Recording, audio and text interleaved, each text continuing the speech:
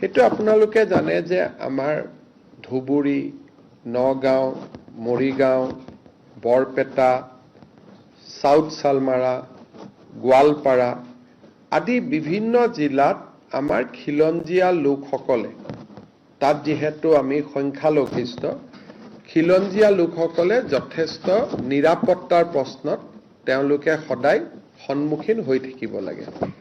বিশেষকৈ বাংলাদেশৰ হোৱা ঘটনাৱলীৰ পৰিপ্ৰেক্ষিতত তেওঁলোকে বাংলাদেশৰ ফালৰ পৰাও আক্ৰমণৰ বলি হ'ব পাৰে আৰু নিজৰ গাঁওখনতো আক্ৰমণৰ বলি হ'ব পাৰে।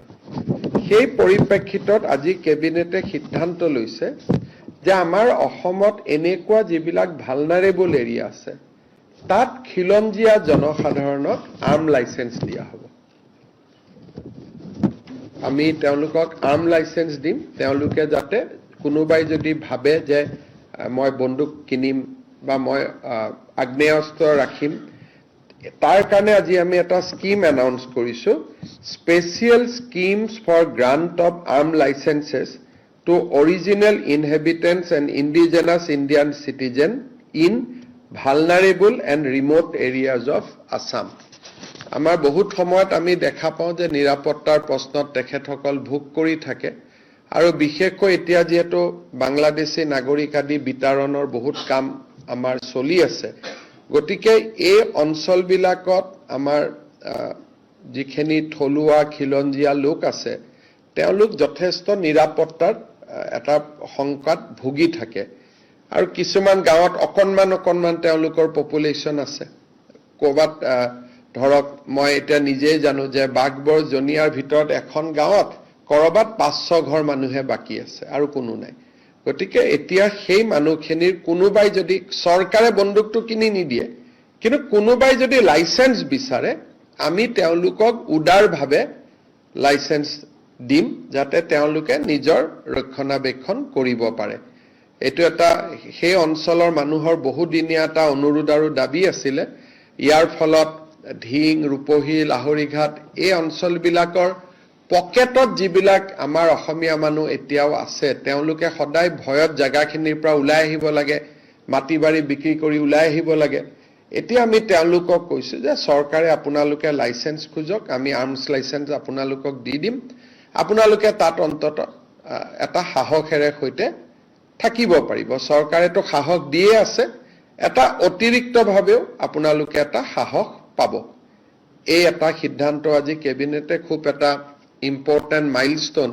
বহু দিনৰ পৰা এই দাবীবিলাক অসম আন্দোলনৰ সময়ৰ পৰা এই দাবীবিলাক আছিলে, কিন্তু কোনো চৰকাৰে সাহস কৰা নাছিলে যে আমি দিব পাৰিম নোৱাৰিম। এই দাবীবোৰ আজি নহয়, অসম আন্দোলনৰ দিনাখনৰ পৰা এই দাবীবোৰ আছিলে। আৰু তেতিয়াই যদি আমাৰ থলুৱা মানুহখিনিক আৰ্ম লাইচেন্স আমি দিলোহেঁতেন, হয়তো বহুত মানুহ নিজৰ ঘৰ মাটি বিক্ৰী কৰি নাহিলেহেঁতেন। আজি কেবিনেটে যিটো আমাৰ যিটো জাতি মাটি ভেটিৰ যিটো কল্পনা তাক আমি আগুৱাই লৈ গৈ আজি আমি সিদ্ধান্ত লৈছো যে য'তে অসমীয়া মানুহ সংখ্যালঘিষ্ঠ, থলুৱা মানুহ, জনজাতীয় লোক য'তেই সংখ্যালঘিষ্ঠ তেওঁলোকে তাতে আৰ্মছ লাইচেন্সৰ কাৰণে আবেদন কৰিব পাৰিব আৰু চৰকাৰে উদাৰভাৱে তেওঁলোকক আৰ্মছ লাইচেন্স দিয়াৰ ব্যৱস্থা কৰিব। কিন্তু এইটো নহয় যে আমি বন্দুকটো কিনি দিম, সেইটো কনফিউজ কৰিব নালাগে। আমি কাকো বন্দুক কিনি নিদিওঁ, কিন্তু কোনোবাই যদি আৰ্মছ বিচাৰে তেতিয়াহ'লে আমি তেওঁলোকক আৰ্মছ আমি দিয়াৰ ব্যৱস্থা কৰিম। ইণ্ডো বাংলা বৰ্ডাৰ শব্দটো আমি কোৱা নাই, মই খালি উদাহৰণ দিছো যে আজিয়ে কিয় কেবিনেটে সিদ্ধান্তটো ল'বলগীয়া হ'ল। কিন্তু উত্তৰটো হ'ল যে ভালনাৰেবল এণ্ড ৰিমোট এৰিয়া। গতিকে ৰিমোট এৰিয়া বুলি ক'লে সাউথ সালমাৰা পৰি গ'ল, ভালনাৰেবল এৰিয়া বুলি ক'লে যদিও ৰিমোট নহয়, ধিং ৰূপহীৰ অসমীয়া মানুহখিনিৰ কাৰণে এইটো ভালনাৰেবল এৰিয়া হৈ গ'ল। গতিকে দুটা ক্ৰাইটেৰিয়া কৰা হৈছে, এটা ভালনাৰেবল আৰু এটা ৰিমোট, দুটা ক্ৰাইটেৰিয়া কৰা হৈছে। আমিতো কোনোদিনে কাকো কোৱাই নাই লাগে, মোক ব্যক্তিগতভাৱে আবেদন কৰি থাকে, কিন্তু চৰকাৰতো আঁচনি নাছিলে। মোক গ'লে কৈ থাকে যে ছাৰ আমাক আৰ্মছ লাইচেন্স দিয়ক বা আমাক বন্দুকৰ। মোক কি আৰু, মই যেতিয়া গাঁৱত মিটিং কৰিব যাওঁ, পঞ্চায়ত ইলেকশ্যনতে মিটিং কৰিব গৈছো, ৰাইজক মই লগ কৰোঁ, ৰাইজে মোক যি কাগজ পত্ৰ দিয়ে সেইবিলাকৰ ওপৰতে আমি পিছত সিদ্ধান্ত লওঁ।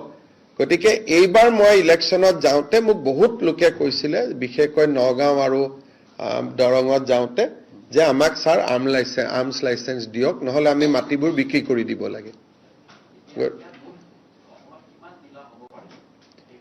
চব জিলাতে দি দিম।